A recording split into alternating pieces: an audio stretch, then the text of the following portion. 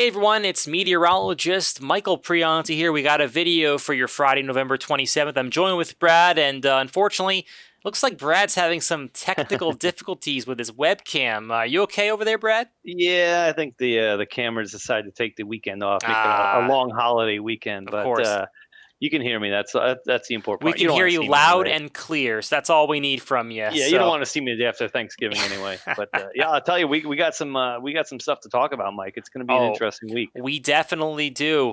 Definitely some snow, heavy rain, wind, the whole 9 yards. We'll talk about who gets what in just a little bit. But of course, I want to bring your attention to one little thing that we've always mentioned here every single week. We're in the podcasting realm, the Weather Lounge, Spotify, Google, Apple Podcasts. And Brad, we've had about 10 episodes so far?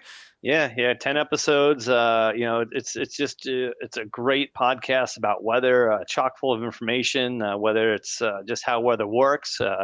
We have several guests. We've had several already. We'll have more going forward. But Hmm. it's a great weather podcast. It's a good listen. To sit back and if you want to. And again, every podcast has a title, so maybe one doesn't really, I guess. Entice you to hit another one. But it's again good stuff to listen to, and we'll continue to do our podcast. Right, it seems like everyone has podcasts these days, but ours is pretty good, I think. Yeah, for sure.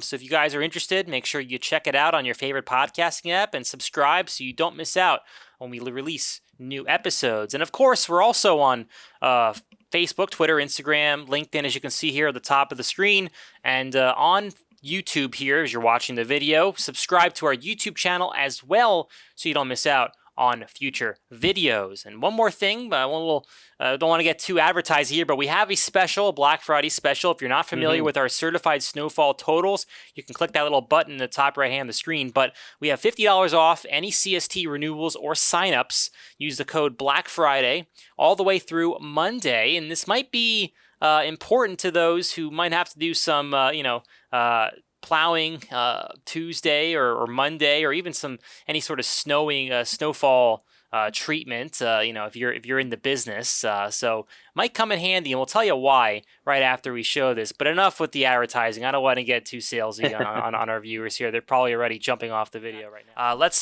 take a look here at the models and show kind of what's going on going forward here. So, of course, the three heavyweights, GFS, the Canadian, and the Euro. We'll start off with the GFS, and the weekend, Brad, not bad at all. No, we should have a nice quiet weekend going forward, Saturday and Sunday. Really, temperatures seasonable, if not just even a little bit above normal.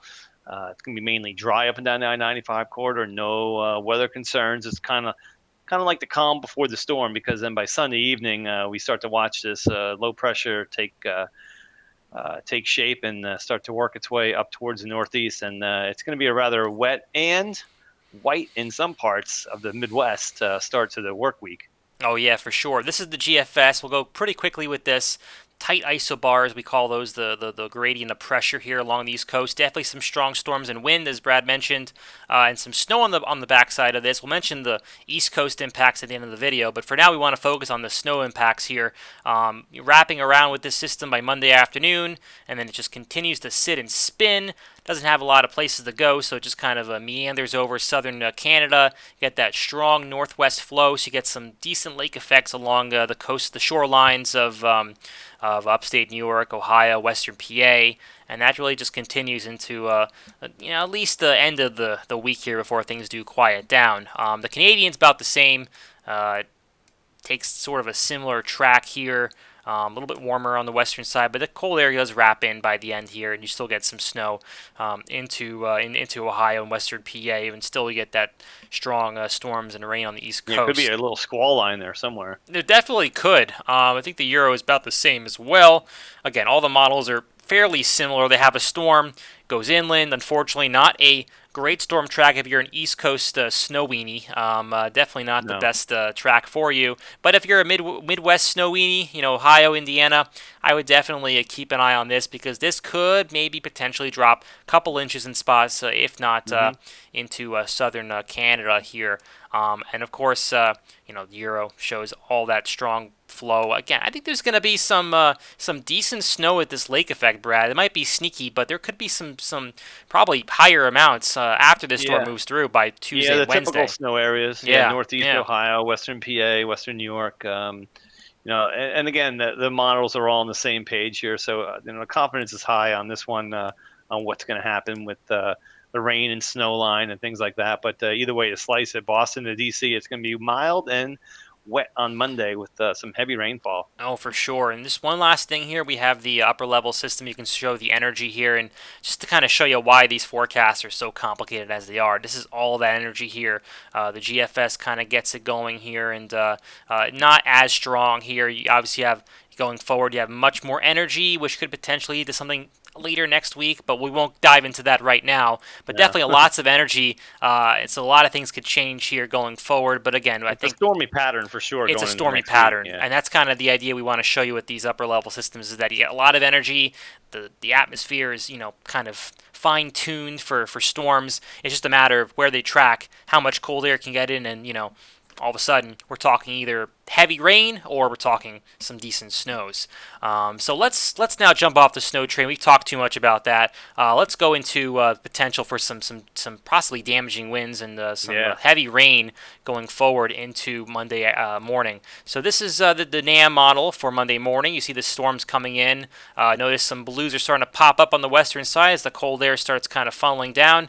Heavy rains making its way into the nation's capital.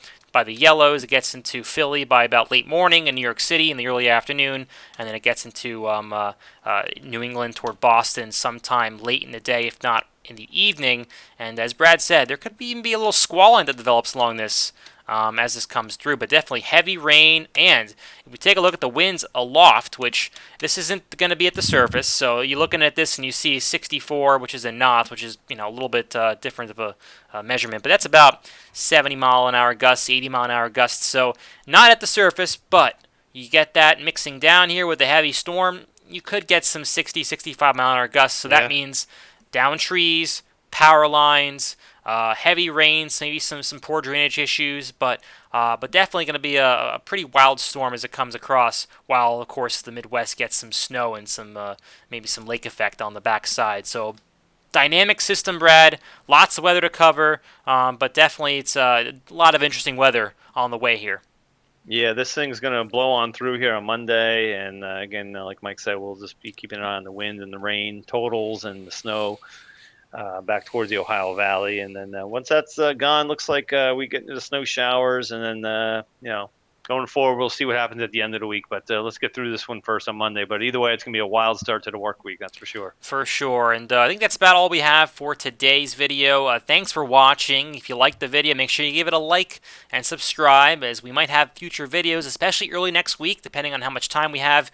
We might throw out another video talking about the snow in the Midwest and maybe touch a little bit more about the severe impacts along the East Coast. But for now, that's all we have, and check us back here next week. Have a good weekend.